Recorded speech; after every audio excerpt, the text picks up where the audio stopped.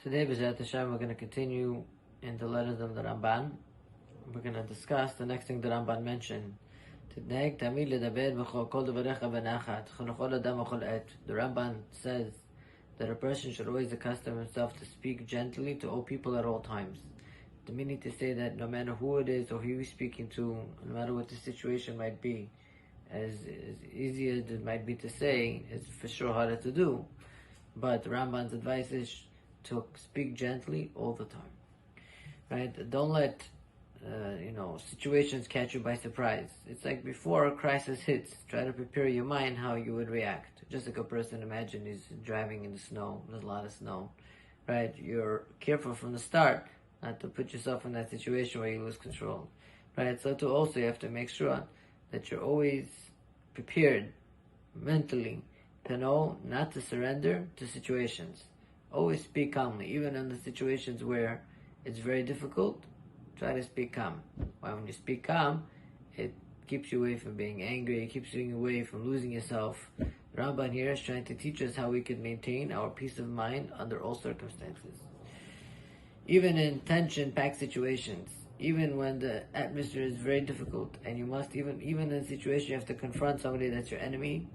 Right? Even when it comes to rebuking somebody for doing something wrong, always speak gently.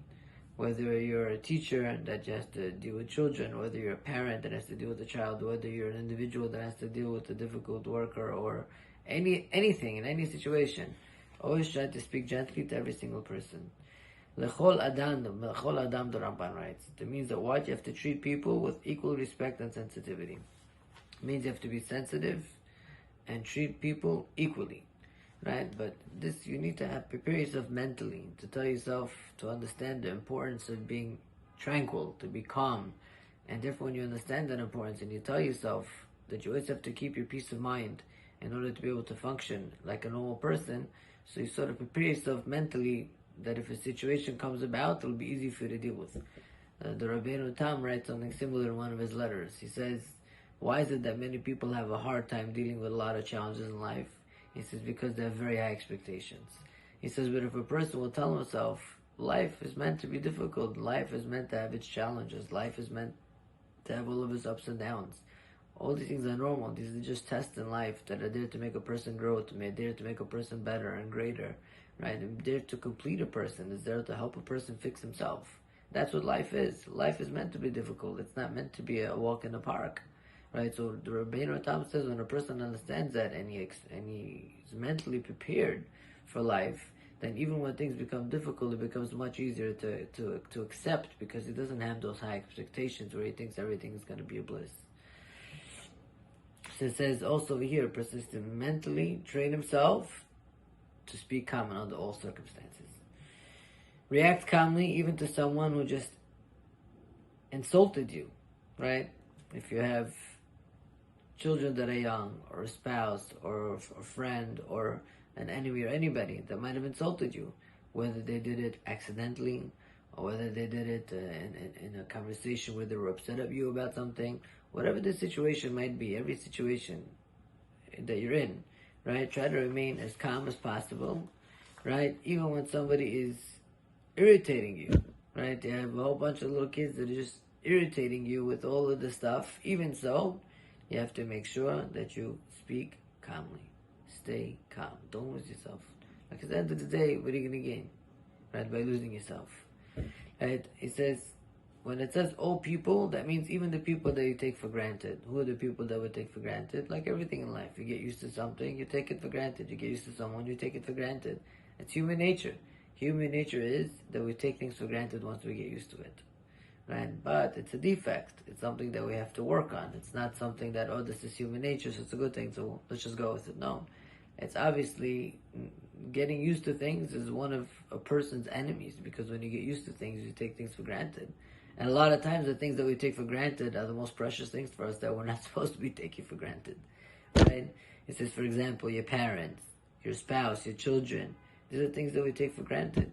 It says, be calm and pleasant to your immediate family, just like you would be to your most important client. The person that brings you the most money a year, your top client. How do you speak to them? How do you behave with them? Behave like this to everybody else also. right? You see there's no importance there, so you could do it, right? So do it with everybody else, do for yourself, to keep your peace of mind, to be able to focus properly and to be able to live life normally, right? B'chol et, Ramban says, always, whether you're exhausted, which is the hardest, sometimes a person's very exhausted, sometimes a person's mentally tired, emotionally tired, a person could be very tired in general and it catches up to him even more, a person could be drained, or a person could be very disappointed. When a person is disappointed and it builds up within him, it's much easier for him to, like, that negativity will just attach itself to more negativity, right? Or a person is aggravated, or a person just got shocked about something, right? A person might be confused, terrified, whatever state of mind that a person is going through in his life, right? Even when the whole world seems to be coming down on a person, when the whole world seems to be just coming down on a person at once, and then suddenly you're put in a situation where it's like, oh, not now. Even so, keep calm. Even so, speak gently, the Raman says. No matter what situation in your life, accustom yourself to always speak gently. Why? Because he wants you to keep your peace of mind. That's the most precious thing for a person, is a person's peace of mind. Right? The Gemara says there are three people that Hashem loves. One who does not lose control of his temper. A person doesn't get angry, he's able to control himself. The second thing is a person who doesn't become drunk. A person doesn't drink, doesn't just randomly drink it if, you're just drunk. And a person for sure is not talking about somebody who has a little lachaim at a wedding or a Shabbat, whatever it might be. He's talking about people that are, can't control themselves. Right? Another thing is a person who doesn't demand his full rights. A person, for example, he has rights to something, is privileged to something, doesn't stand up and say, I have the right for this, I'm privileged for that, I'm entitled to this. A person doesn't demand his full rights. He's humble. Right? Hashem loves these type of people. Right? A person that carefully, the Zohar says, a person who carefully guards himself against giving in to anger, and he avoids arguments. That means that no matter what situation you're in, if you avoid giving in to anger, and you avoid arguments, the Zohar writes that your house, you're going to be zoched, that your house should be compared to the Beit HaMikdash. That the Shekhinah is going to dwell in your house. You're going to have tremendous amount of bracha in your house. Right? Actually, the Rav Nachman of Breslov writes something very similar. He writes something that he says that if a person is put in a test of anger, you should know that it's a time that if a person will overcome it, it's a special time that they're going to give him more shefa and shemayim, more parnas is going to come to him in shemayim. But let's leave that out of it, right? Then everything has to be about parnas all the time. There's a lot of other things in life besides parnasa. Right? It says peace of mind is this key to spiritual growth. Serenity, a person that's peaceful in his mind, a person that's calm, is usually a trademark of a person who's godly. The closer you are to Hashem, the more kind the more calm your heart and your mind is. That's just naturally how it works. The closest that a person gets to Hashem automatically makes a person much more calm. The person who has trust in Hashem is always calm and composed, right? And he's always soft-spoken and gentle-mannered, right? The man of faith is soothed by what David HaMelech says. David HaMelech says, leave your burden to Hashem, and Hashem will take care of you. When you trust in Hashem, Hashem will take care of you. So therefore, when a person is a godly person, he's filled in confidence and assurance that Hashem is always there for him, right? And Hashem is always with him. So therefore, he's much more calm.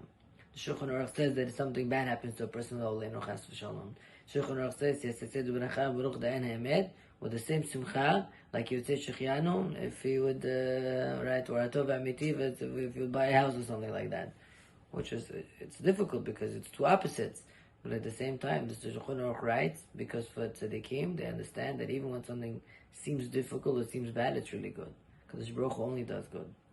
Right? It might seem very hard to see it, which is a topic in of itself, but the metziut is, the essence of the reality is that everything that Hashem does for a person is for his own good. Everything, no exceptions. On the other hand, it says, if a person feels like he's alone, he carries the whole burden on himself, he feels very overwhelmed, that's what brings a person to anxiety and tension. Therefore, what does Shlomo HaMelech say? Right? Shlomo HaMelech says, Daga b'levish yishkachena. If a person is worried about something, try to forget about it. If you can't forget about it, you should speak it out. That's why people speak to people. When people speak to people and they vent to people, it lets it all out. It helps you relax. It helps put things back in place. Right? But imagine if a person has that with Hashem, a person is davek to Hashem, a person is connected to Hashem, a person is always talking to Hashem, like David HaMelech. Look at all the difficulties that David HaMelech went through. He suffered his whole life. I shouldn't say his whole life, but a lot of his life. Right? And he was always thinking to Hashem. He was always happy. He was so ecstatic, as if he was, the happiest man in the world. Like nothing was ever happening. Even the most difficult times of his life, he was just thinking to Hashem and talk to Hashem. Why? Because his strong connection to Hashem, he understood that Hashem is with me at every moment. And this is exactly where Hashem wants me to be, and Hashem is with me right now here. It says a person that's an anxious person doesn't share his problems with Hashem. He thinks that everything is him, and therefore it becomes very difficult for him. But a person that lives with emunah and bitachon, it's much easier for such a person to speak softly and gently, because a person is much more calm. But when a person doesn't have that godliness in his life, he's not close to Hashem, the world starts to feel cruel, and it's very hard for a person to live normally, to always reacting in different ways. Right? Shlomo Melech writes, and Kohelet divrei chachamim benachad nishmaim. The words of the wise are heard when they are spoken gently. When you speak gently, your words penetrate more. People listen. People care more when you speak. When you speak from your heart, it enters the other person's heart. Right? A person that's wise always remains in control in any circumstances. He listens carefully what other people speak to him. If you take the letters listen, it has the same exact letters as silent. Right? But a person that's also a chacham, smart, he always thinks before he speaks. He allows himself a few minutes of thought before he can offer his response. He doesn't just jump into things, he doesn't just answer, and doesn't just throw himself out there and say things. His words are very accounted for, and his thoughts are very thought out. A person is more careful, right? He chooses his words carefully and he counts them. A person that's smart, right, he uses logic, and he uses his calmness and his intelligence to be able to make an argument that he wants to make, and so on and so forth. He doesn't need to be dramatic and loud and imposing and everything and so on. We'll just finish off with this. The Chazon Ish says that he said most of the influence that he had on everybody was all due to the fact of his tone of voice. He knew how to speak to people. His tone of voice made it that people accepted what he said much more. It's true. Right? The end off with a story, actually. It says there was this a son that went to a faraway yeshiva to learn. So his shoes were ripped, so he wanted to write a letter to his father and send it out to his father. Right? The end off with a story, actually. It says there was this a son that went to a faraway yeshiva to learn. So his shoes were ripped, so he wanted to write a letter to his father and send it out to his father, send him new shoes. And when he sent the letter in the language of the country that he was in, and his father couldn't read it. His father asked the neighbor to read it. And the neighbor was upset that day, right? He came to me and said, "Father, my shoes are ripped, please send me new shoes right away." Right? His father says, "Chutzpah, this is how he writes letters. I'm not sending him anything." Right? The son waits a month, no reply, no nothing. He sends another letter. He sends it. Father takes it, gives it to the neighbor. This time the neighbor was more calm. The neighbor looks at it and says, "Father, send me shoes. My shoes ripped. Thank you." Huh? Oh, it's different. Same words, different tone. Different tone, a person's going to accept it differently. Your tone will create or break the situation or make the situation. Before you even speak, your tone already says everything. Your tone of voice. And therefore, it's important, the Rambam says, to speak calmly and gently to everybody in all circumstances, for you and for everybody else around you. Have a good night.